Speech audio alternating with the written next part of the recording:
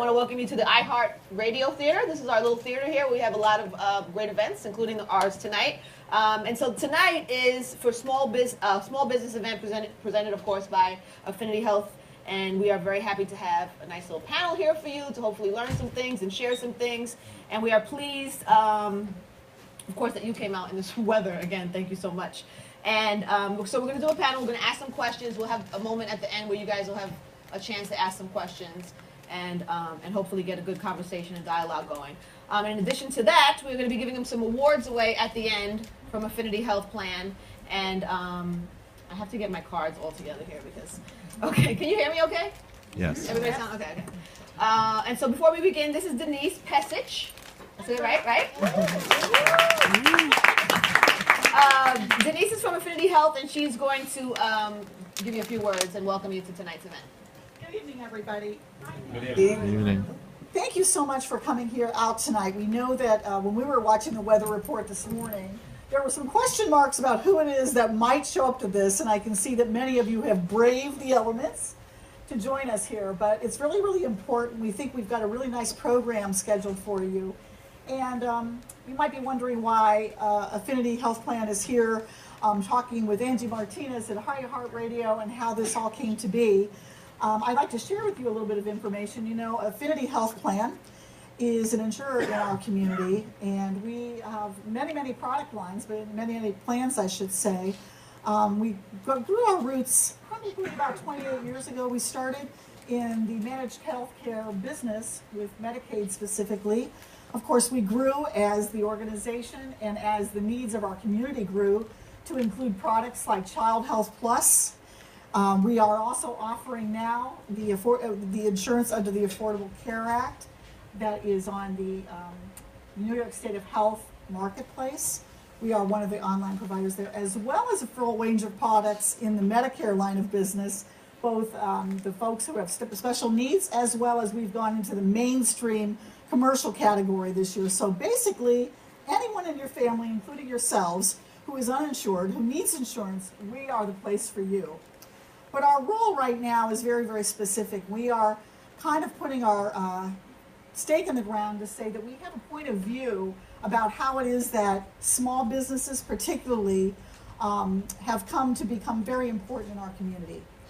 And as a convener of this dialogue tonight, I wanted to tell you why.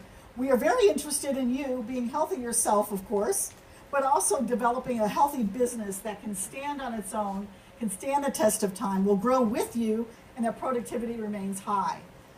We know that many of you, the way that the small business organizations are defined in this community are 500 employees or less. And in some communities where I came from in the middle part of America, a 500-person organization was seen to be large. What I know to be true in the state of New York, I think this will be interesting for many of you to know, that in the 2 million businesses across the state of New York, who are in every community, every neighborhood, every city in the state that are basically contributing to the health and well-being of those communities. I thought it was very interesting to know that of the small businesses in our state, nearly 600,000 of them are owned by female leaders in our community. So it's amazing to know this information, how we're growing and how we're changing as a society. Woo! Yeah, exactly, girl power. I like that. Thank you for that back there. Actually, the woman who's just spoken is my boss. I'm going to introduce you, Abby, now that you've spoken out loud. Abby Udoshi is a Senior Vice President and the Chief Marketing Officer for Affinity Health Plan. She has been with this organization for 20 years, has seen a lot of evolution, but basically, upon hiring my brilliant person, she has really institutionalized a lot of change that is happening, not only at Affinity, but the dialogues that are happening all over. So Abby, thank you for coming out tonight. Thank you. And she came down from New York City. She was in support of this team that is pulling this off. But you know, there's something else I'd like to share with you. How many of you have at least one other, if not many other employees working with you or for you in your businesses? Most of you. it's very, very interesting that when you think about productivity, when we think about how we're trying to help our employees stay healthy, help them stay productive, basically also keeping them motivated to help us in developing our businesses. One of the things that our insight is that one of the things that's very, very critical to that is the idea that they must remain healthy. Now, how many of us remember our grandparents saying, if you don't have your health, you really don't have anything? There's some truth to that if you think about it. Without health, you're not able to get out of bed in the morning, go to your job, be productive, make your resources, and protect your family. If you're not healthy, you may go to the office every day. You're maybe not feeling the best. And small things that could have been prevented are not prevented because we don't go to see a doctor. We don't do those things that we know we must do. And in Affinity, one of the things we are talking about is the idea that small things add up. Each small decision we make adds up. It could be getting enough sleep at night. It could be making that smart choice to have vegetables instead of those fries. It could be about moving, getting up off the couch and doing something, taking the stairs when you would normally take an elevator. All those things do add up, and that's our point of view. So we want to help you be productive. We also want you to know that your employees you might have met some of the Affinity colleagues. Those of you in the room, just give your little raise of your hand. Some of them are in the back of the room. They're here to help you with any healthcare questions that you might have. And what we're really recommending is that you just give access to your employees. We're not asking you to pay for them. We know a lot of you cannot afford to do that. The system is set up to accommodate people like you to keep your businesses running and healthy, and at the same time encourage your employees to do that which is, frankly, the law. But there's a really compelling reason to do this and get information tonight. Of the people who have signed up for under the Affordable Care Act already, 85% of the people who have enrolled have become eligible for subsidies and cost sharing. So while they may be thinking it's cost prohibitive and oh my goodness, it's out of my pocket, 85% of the people have been eligible. And they find that out by going onto the website. It's very, very interesting when you think about people are keeping themselves from good health and may not have to. The penalty for it this year is about $325, give or take. And we know that, and it can be as high as 2% of your income if you make higher income.